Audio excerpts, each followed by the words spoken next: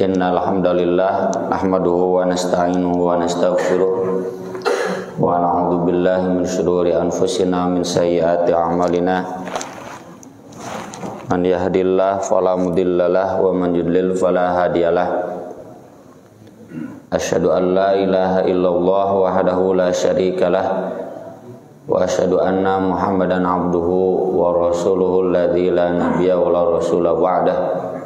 Allahumma shalli wa sallim wa barik ala Muhammad wa ala alihi wa sahbihi wa man tabi'ahum bi ihsan, amma ba'd.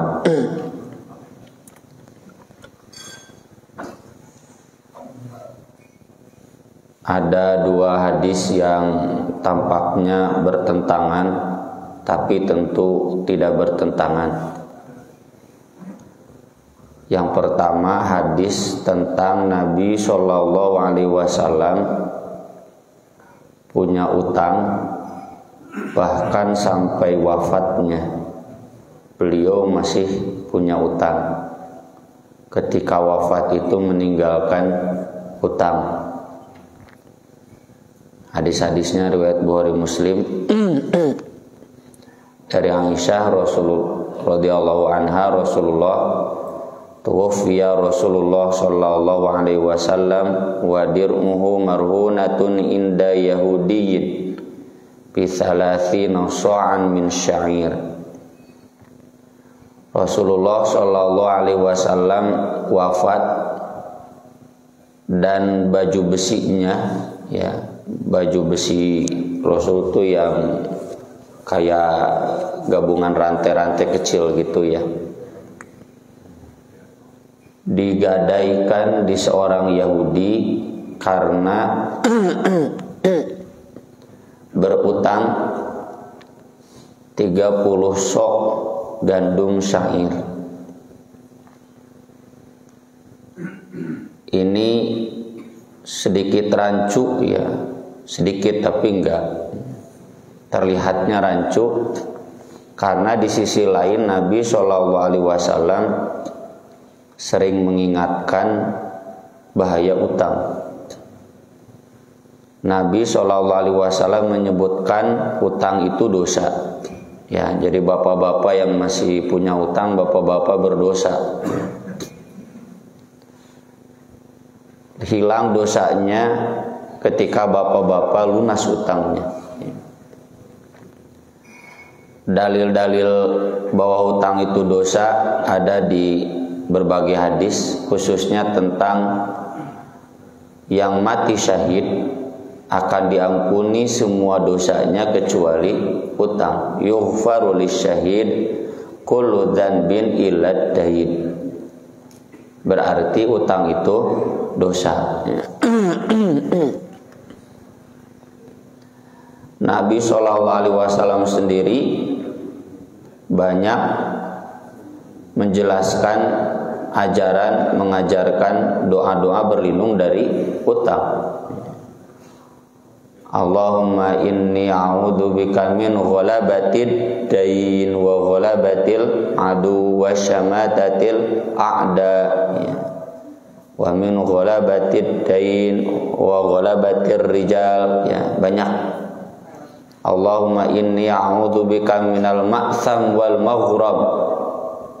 Itu di wirid atau sebelum salam Nabi sering berdoa, ya Allah, aku berlindung kepadamu dari utang dan dosa. Sampai Aisyah bertanya, kenapa cenah sering berdoa itu? Memang utang dosa? Iya, kata Nabi, orang yang berutang itu karena pasti banyak berjanji dan seringkali janjinya tidak ditepati. Amis pas nginjem, pahit pas mayar. Setuju Pak Bu?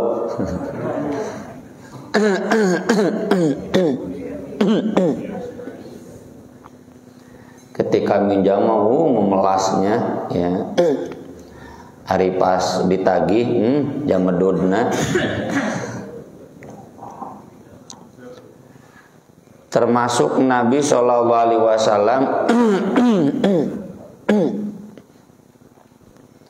tidak mau menyolatkan mayit kalau mayit itu masih punya utang.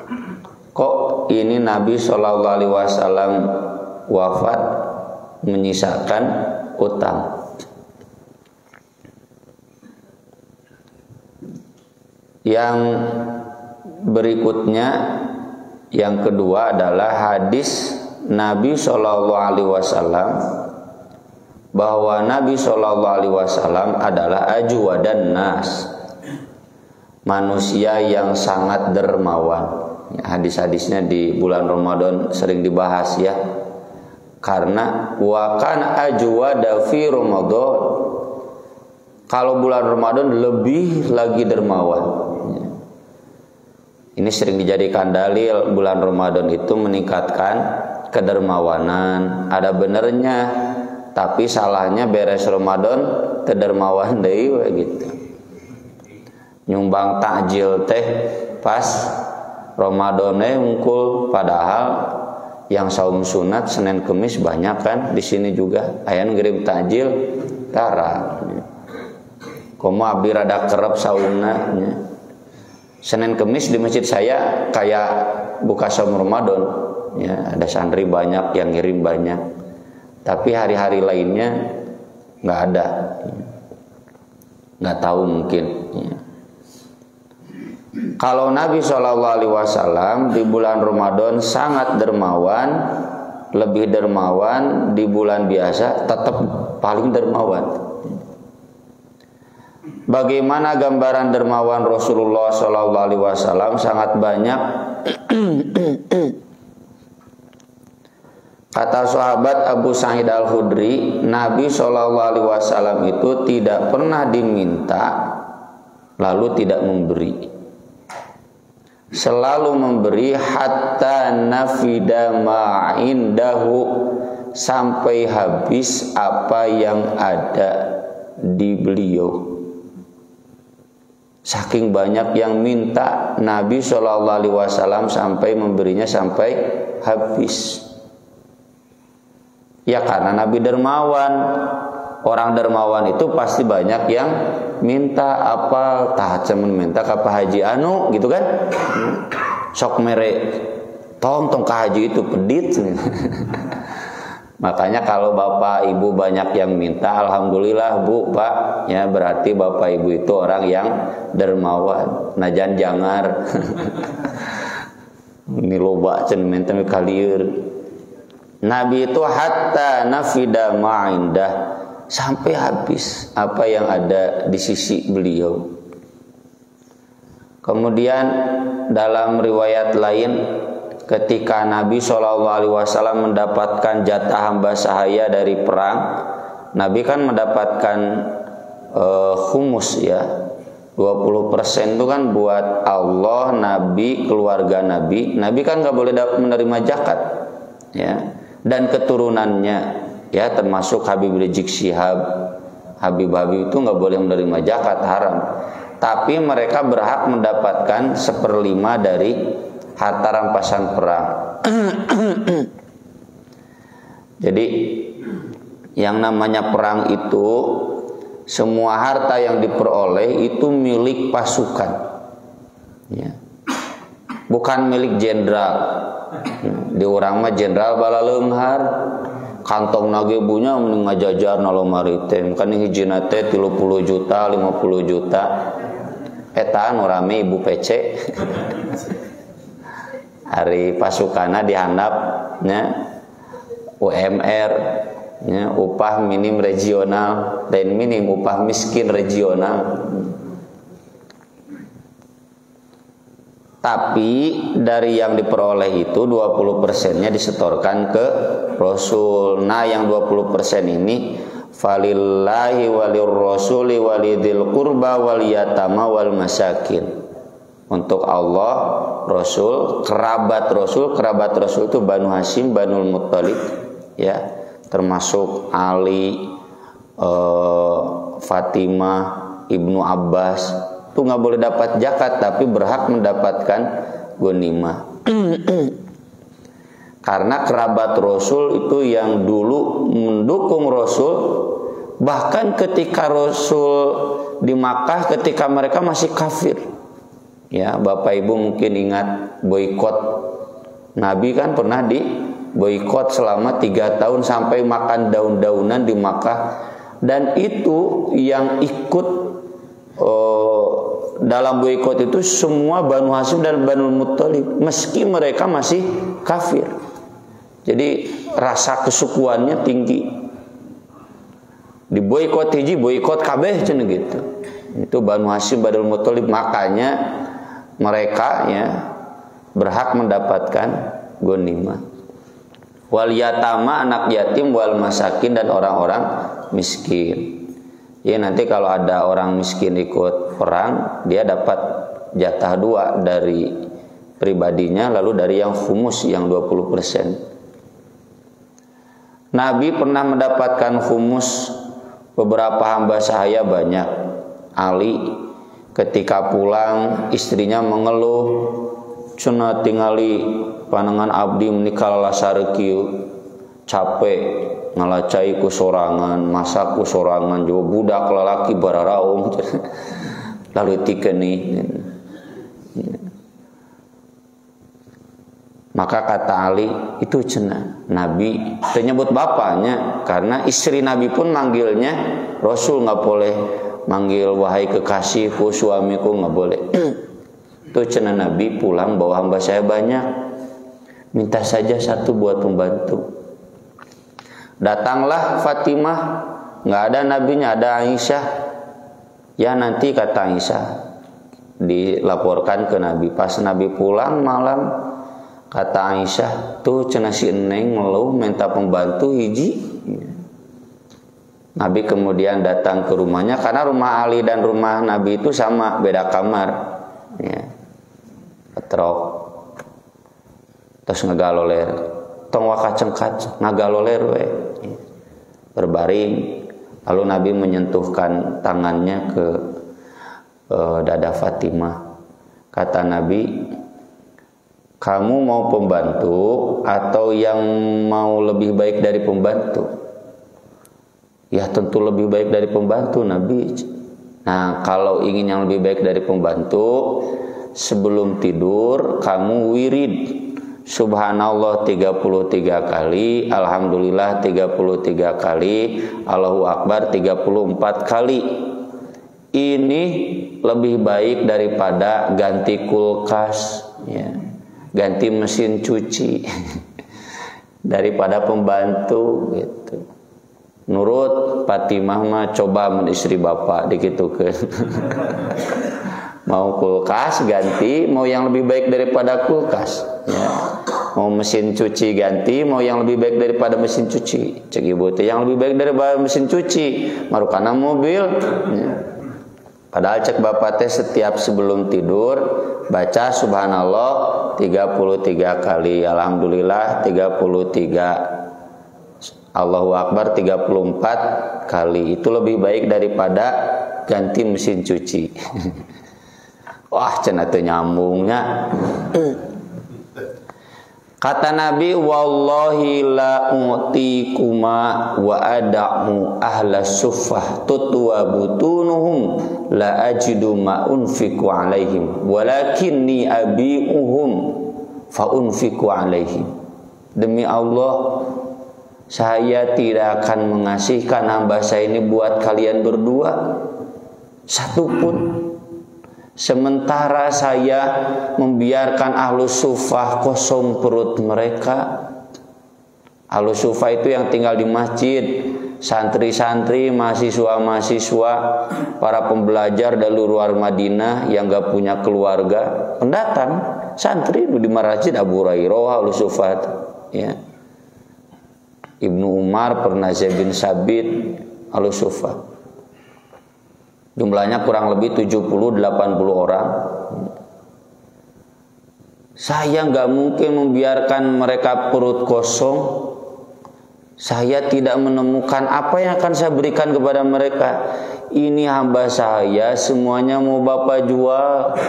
Hasilnya mau Bapak berikan untuk makanan buat mereka.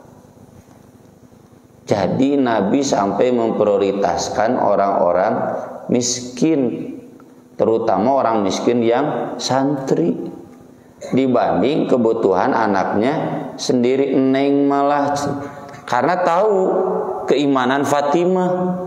Ya, coba bapak gitu ke istri pak, atau sebaliknya ibunya nalika bapak uwi, yang dahar, mau nih uwon naon, pak gitu cek ibu teh banyak tasbih pak 33 kali, berhenti pas ya. Takbir pak 34 kali gitu, tahmid 33 kali. Ini sigan utara dikir wae balik ambek-ambekan.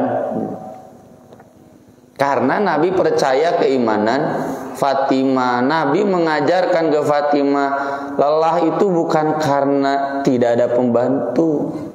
Lelah itu karena hati yang kurang bergantung kepada Allah. Saya punya jamaah, boro-boro mobil motor ge nggak punya, tapi dah aman. HP nggak punya, ya mau dek nanaon teh ka istrina, tapi dah happy we. Sugan kumaha, urang wah motor bocor ban ge stres. Ya teh stresnya gara-gara ban motor bocor atau hati kita yang kurang bergantung kepada Allah. Ya. Mesin cuci rusak, wah baheula lagi kolot urang teu boga mesin cuci darah ramang. Kulkasnya rusak, stres. Cenah kulkas rusak, mesin cuci rusak, stres. Padahal orang tua kita dulu punya mesin cuci enggak? Enggak. Punya kulkas enggak? Senang kan? Senang. Nabi ge enggak punya mesin cuci, bahagia we. Kenapa? Karena hati yang kurang bergantung kepada Allah. Nepi ka Fatimah sampai kemudian paham, udah nurut. Coba budak urang hayang HP. Pak 5G pak bari teh nyahoan bapana teh non 5G. 5G. Oh iya mah. Teu dibere. Meureun teh ambek-ambekan. Jadi Nabi SAW menanggung makan 70 orang santri. Saya pun belum mampu ya sampai ke sana, tapi semoga suatu saat nanti mampu. Saya sering bilang ke anak-anak, wajib menghargai siga Nabi. Nah, banyak yang disantuni. Nah, kok di satu sisi Nabi banyak memberi, di sisi lain Nabi berutang. Ini ada apa dengan utang Nabi? Apalagi kalau kita lihat ya di hadis yang lain, kata istri-istri Nabi, Nabi itu bukan pengangguran, kana fi mihnati ahli. Ketika ditanya Nabi pekerjaannya di rumah apa, Nabi berbakti ke keluarganya, ngalacai, ngurus ternak, ngurus pohon kurma. Dan memang innallaha ja'ala rizki tahta dhilali rumhi. Pekerjaan Nabi yang pokok itu adalah jihad fisabilillah. Kalau sekarang militer, Nabi TNI, Panglima TNI Nabi itu, ya, ngalahin Mang Dudung lain. Nabi itu Panglima TNI. Jadi Nabi dapat penghasilan dari jihad ghanimah. Yang dari penghasilannya itu kata Umar bin Khattab, satu, Nabi bisa memberikan nafkah kepada istrinya nafaqatu sanatin selama 1 tahun kali 9 tambah 4 hamba sahaya 13. Bapak istri sabar hijinya ieu mah 13 sakali masihan resiko sampai 1 tahunan. Kalau umumnya misalkan 5 juta sebulan, berarti lamun 1 tahunan 60 juta kali 13 sebarai penghasilan. Ya gara-gara rupiahna diurangnya anjloknya pertalite we 10.000 di batur mah $1 ieu mah 10.000. Jadi Nabi SAW begitu. Yang kedua kata Umar, Nabi membelanjakannya untuk al-qura. Qura itu peralatan perang dan kendaraan fi sabilillah untuk dipakai di jalan Allah. Saya pernah tulis di Buletin At-Taubah, Nabi punya kuda 5, unta 9, ternak 100, pedang 4, 5, saya lupa lagi. Teu dipake ku nyalira teh Pak, silakan sok yang butuh pakai. Jadi kalau Bapak mau menambah mobil silakan Pak. Ngantong disimpan di garasi lebar. Sok tah nu periogi anggo. Ya, dek ngagreb, dek jang ambulan pek gitu. Tahu jang pasantren mangga sok anggo we wios pajakna mah ti abdi.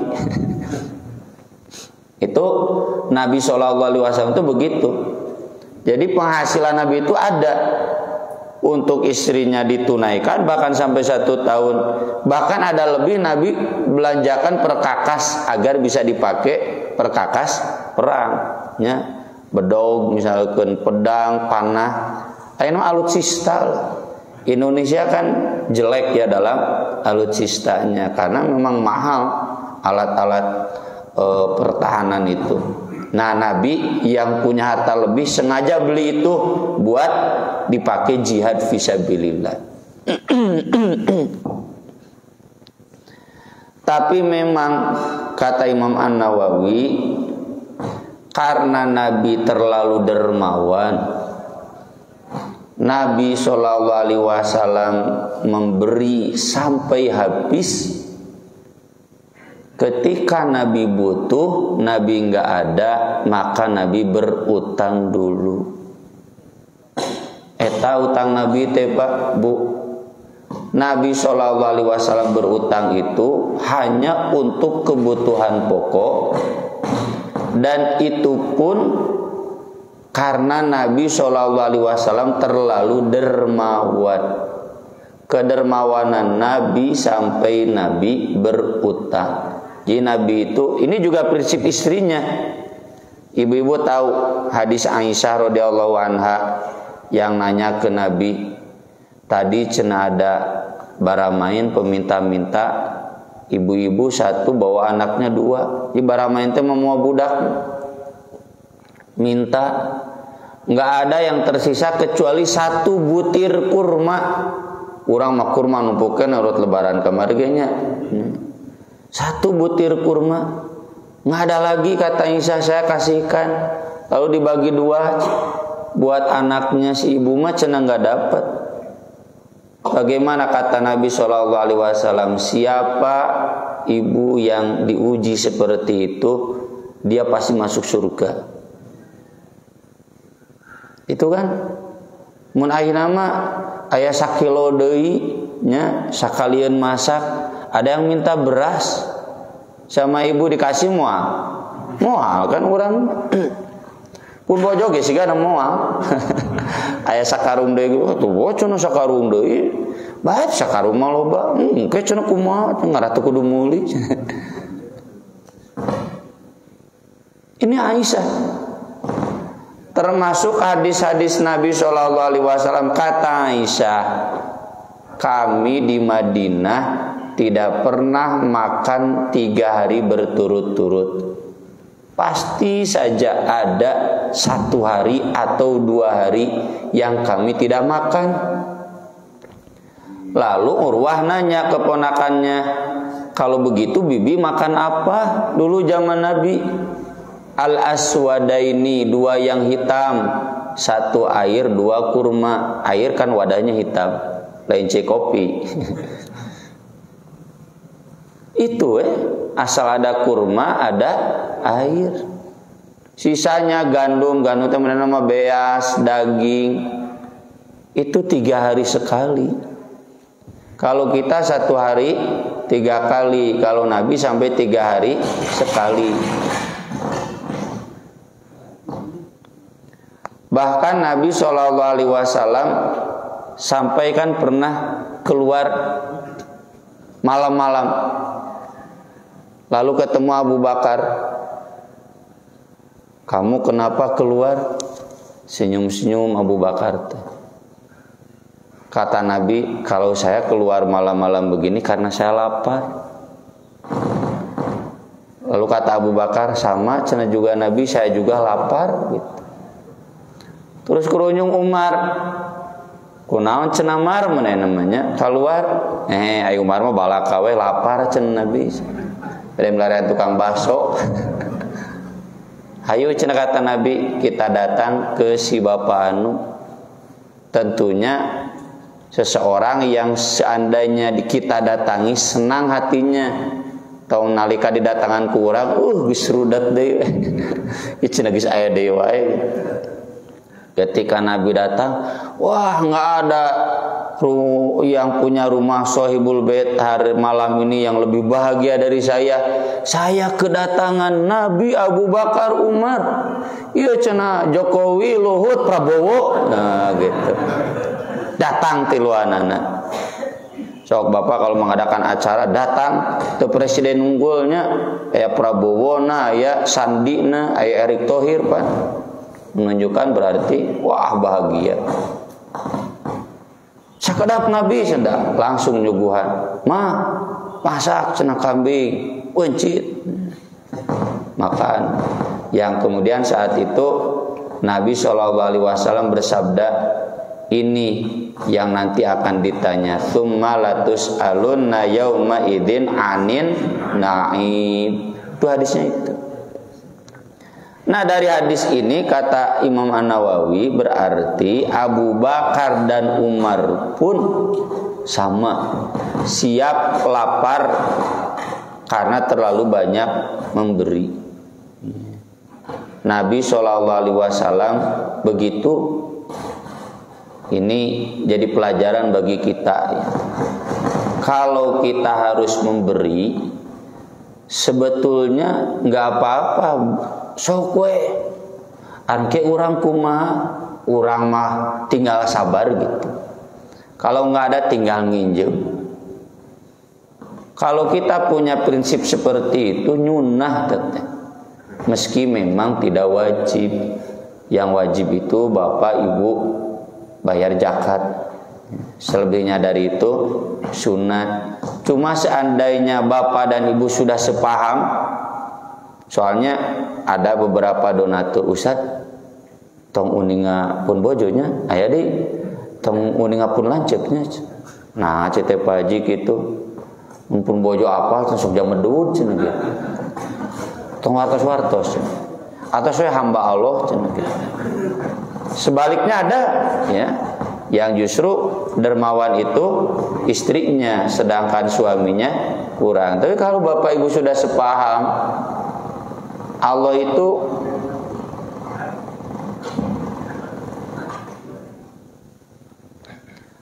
itu pasti mengganti, pasti tidak membiarkan seseorang mati kelaparan. Pasti ada gantinya, pasti ada gantinya. Ketika kita memberi banyak, pasti akan selalu ada gantinya. Meski tentu karong oge kan, apalagi bapak-bapak yang penghasilannya tiap hari sok we kayak isuk aya deui. Saya dulu dapat curhat ya dari mantan dewa judi, cek manehna dewa judi teh. Ayeuna mah jadi ketua DKM. Baheula cenah usadnya zaman auna jadi dewa judi, da duit teh babari cenah meunang teh, tapi da babari beak. Karasa ku abdi cenah. Mun pas meunang teh banyak loba pendukung, hayu dahar. Jajan, mabok cenah gitu. Beak. Teu hariwangna ai suge meunang deui cenah gitu. Saya jawab, tah kitu cite Pak, mental orang bersedekah itu. Selalu bersedekah, tidak ada ketakutan. Kenapa? Isuk oge aya deui digantian. Apakah kita sudah sampai seperti itu? Ya, kalau sudah sampai alhamdulillah. Kalau belum, semoga bapak-bapak, ibu-ibu termasuk saya di sini standar kedermawanannya sudah tidak terhalangi lagi oleh rasa khawatir, nanti saya bagaimana, kita bagaimana. Jawabannya, saya gimana besok, tinggal cari lagi ya.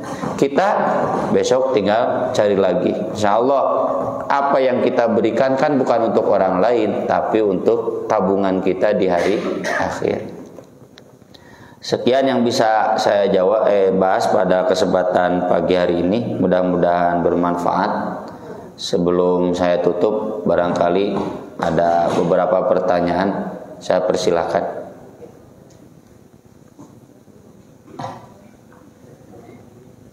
Mangga Bu Haji. Terima kasih. Pak, bagaimana kalau kita berhutang untuk kebutuhan yang tidak primer? Kemudian kalau dalam kondisi berhutang ada yang harus kita kasih dari berinfak, apakah mendahulukan membayar hutang atau berinfak dulu? Terima kasih. Ya, berutang bukan untuk kebutuhan primer. Intinya utang itu hukum asalnya mubah. Dosa itu selama belum dibayar atau tidak ada niat dibayar. Kalau ada niat membayar dan ada untuk membayarnya, maka itu halal ya. Tidak haram. Dosanya itu kalau memang belum terbayar dan tidak akan dibayar. Kalau ada niat untuk membayar dan ada untuk membayarnya, maka itu tidak termasuk dosa. Yang kedua, kalau kita masih punya utang lalu ada permintaan infak, sedekah, mendahulukan yang mana? Dua-duanya, Bu. Bahkan kalau kita mau seperti Nabi tadi, mun aya sedekah, utang nanti kita bayar. Bahkan sedekah sampai ngutang dulu pun nggak apa-apa. Mau kurban, ya belum punya uangnya, tapi kan kalau sekarang nggak kurban, kira pakai kurban tanggal 30 Zulhijjah. Kita punya uangnya paling misalkan tanggal 20 Zulhijjah, 30 Zulhijjah, nganjuk lah Ustaz, boleh asal aya jang mayar ya. Apalagi itu untuk ibadah. Nabi juga begitu kan. Pas Nabi butuh makan, atau hemat saya, meski saya belum menemukan keterangannya di syarah hadis, 30 so itu bukan untuk keluarganya. 30 so itu pastinya untuk fakir miskin. Nabi sampai menyumbang 30 so untuk fakir miskin, nginjem heula ka Yahudi gitu. Dan menggadaikan baju besinya. Memang baju besi harganya mahal ya.